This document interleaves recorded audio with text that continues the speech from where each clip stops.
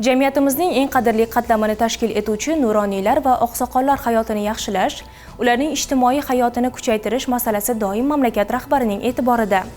So'nggi yillarda O'rta Chirchiq tumanida ushbu yo'nalishda bir qator ijtimoiy loyihalar amalga oshirildi. Jumladan nuroniylar maskani qurilishi va foydalanishga topshirilishi nafaqat nuroniylar, balki butun tuman aholisining ma'naviy hayotida yangi sahifa ochdi.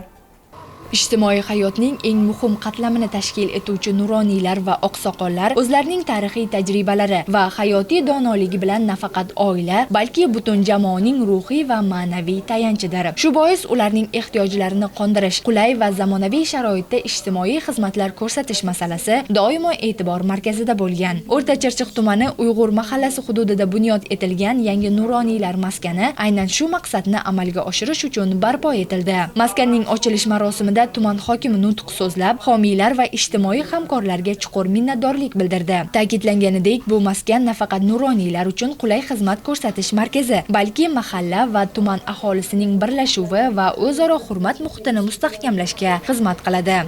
Nuroniylar maskani ochildi.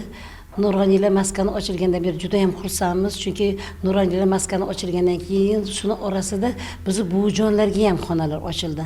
Avvallari bizni buvijonlar xonasi bo'lmagandi.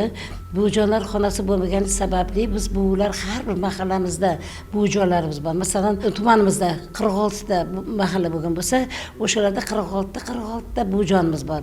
Ularning har birini 15 tadan o'zlarini yordamchilari bor.